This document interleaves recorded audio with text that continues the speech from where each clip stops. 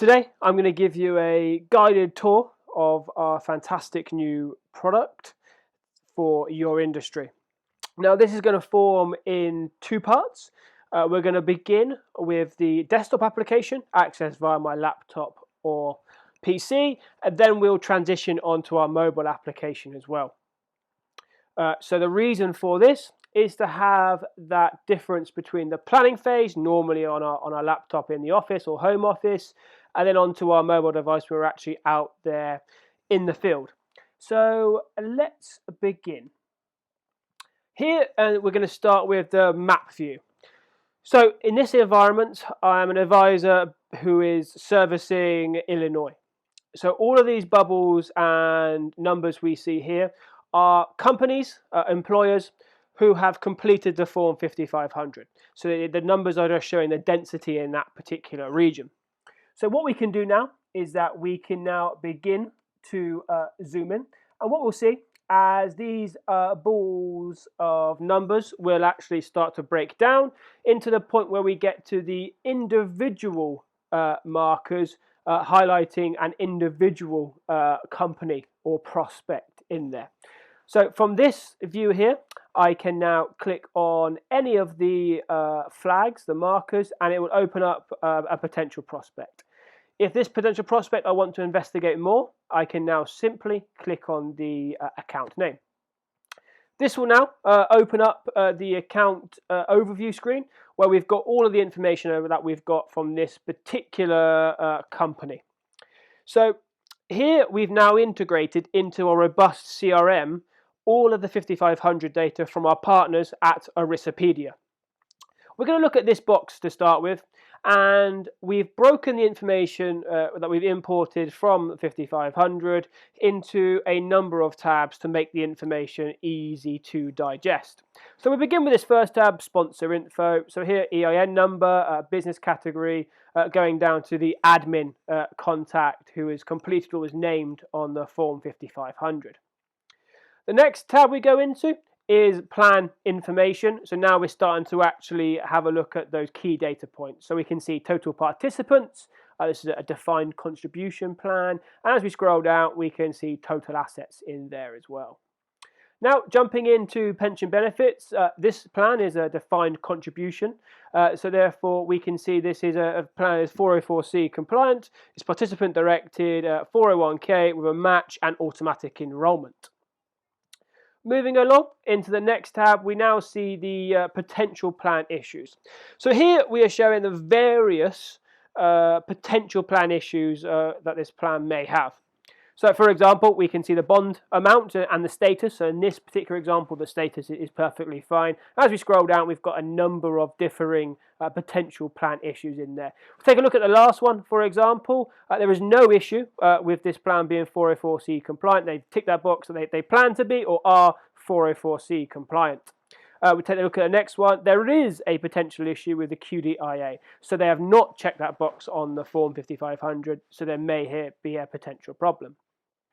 And then the last tab for us to jump into is the financial information. So here we can see the number of accounts that have a number of participants who have an account balance going through to like the average account balance as well at just under sort of $83,000. As we scroll down, we can then see the other data points regarding the financial information. Next to show you is where we've collated all of the schedule information. So all of that is housed under this report here, the provider information. So I can run this report from my desktop or from the mobile application, and I can run it in PDF, Excel, or Word. Very simply, generate this report. It will now download. I now open up the report, and now it's going to show me the schedule information. So typically, advisor compensation or anyone else who may be receiving revenue from the fund, from the plan. And in this example, we are showing the assets in the plan as well. So we can see all that information. Like I said, again, on the mobile application and also on my desktop application. So that's great. I can now see all the information. And then, okay, well, maybe this plan I don't want to have a look at. So I can very easily jump out of this plan and I can jump into another plan in that area. So Lewis Brothers Bakery, I can jump in, and again, I can see all of the same data points as we saw from the previous one. One additional feature we've got in here in our product is the Erisapedia reports. So here with our partners at Erisapedia, we've actually embedded some of their fantastic reports that they generate. I'm going to show you two very quick examples here. The first one here is actually going to be a copy of the Form 5500 that has been completed, so I can review that.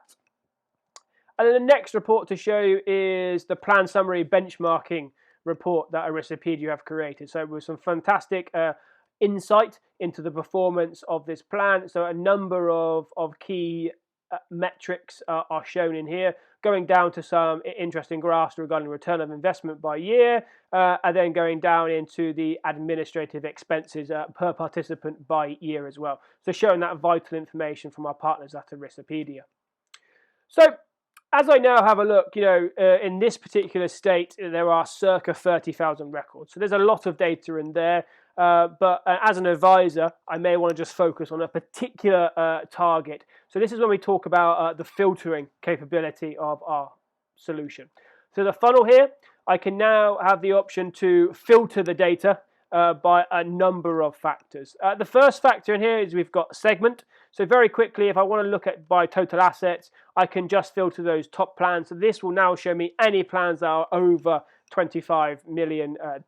So I can sort of filter out the smaller plans from there as well. If I just remove that filter and I scroll down, we can now start to see where we can add in all of the other data points from the 5500 as well. So here we've got average account balance, and here I can go ahead and add in any of the other data points we've got in order for me to then build up my search and filtering criteria by as many factors as I want. Final part on this is that I can actually then save the view. So it's a view I've saved more than once. I can then use it every time I go into the application. And again, any views I create here will automatically sync into my mobile application as well. So if I want to have a look at maybe accounts with an average balance of over $50,000, then I can very, very easily filter that. So I touched on the mobile device there. So now let's actually dive into the mobile application itself. So in here, I'm going to start off in the exact same place that we began on the web application. So again, map view here. The only difference here is that I see the number of accounts, the bubbles that we saw before are now displayed as a donut graph. So here, this is now showing me the breakdown of those potential prospects by their segment, in this case by the segmentation. So now I can zoom in as we did before. And as I zoom in, they start to all break down till we get to the same point. So now these are individual markers in here. And again, we clicked on CDK Global earlier. So again, I can now click on this very easily, and it's now going to show me all of that same data points. So I lose zero functionality or features as I switch between the desktop application through to my mobile application as well. One feature on the mobile application, which is very useful, is this warnings highlights at the top here. So this is showing the potential plan issues here. So we're highlighting them. So whenever you click into a prospect on the mobile device, you can see them instantly what the potential plan issues are. And if there's more than one, I can very easily click on it to expand that box out. So now I want to jump into showing you very quickly just one scenario of how I execute a face-to-face visit with a prospect. So here at ForceManager, we've got a magic card here. So this is my next meeting. As I leave the office, the next meeting I'm going to is the most important thing to me. Here, very quickly, I've got two options. Route allows me to open up Waze, Google Maps to navigate myself to the meeting. And here I've got the contact icon. Within 3 taps of my phone, I could be calling Robert in this example and say, hey, I'm stuck in traffic, I'm running late, etc. Now I arrive on my next meeting with this particular prospect, and life on the road can be hectic, jumping from meeting to meeting and lots of travel. So sometimes I want to do a last couple of minutes before I go in, that final recap of the status and exactly what's happened on the account, just so it's all fresh in my mind for my meeting I'm about to have. ForceManager helps here. I can very easily click on the account name. It's then going to open up and show me the account details, so I can now review all of the data points from the 5500.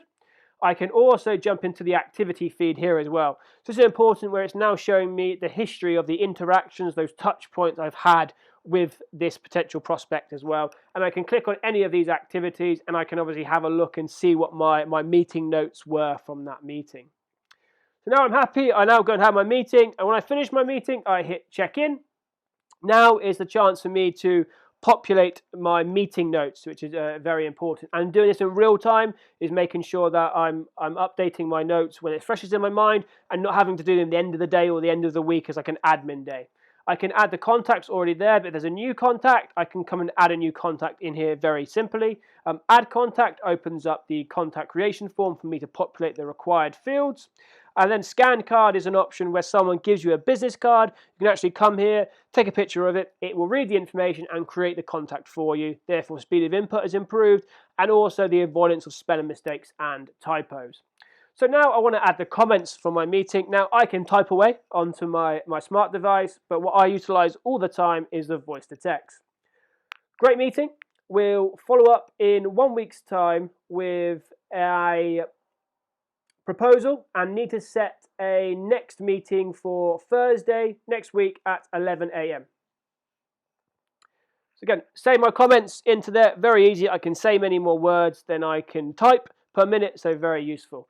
Then I can now press done, and then I will then schedule my follow-up action. So after I press done, of course, the next thing for me to do is to set that follow-up action. Now, automatic pop-up has occurred. I click on it straight away. Here, based off our additional artificial intelligence that runs over our application, we now have this appointment, this reminder popping up here. It's already automatically been set to next week at 11 a.m. And all I'm left to do is to type in the subject heading. This has happened because the artificial intelligence has read my meeting notes, and I talked about a following meeting. So therefore it's suggested, do you want to create that? So fantastic in there. Now, of course, if I haven't mentioned the next follow-up meeting, I've got a schedule icon here.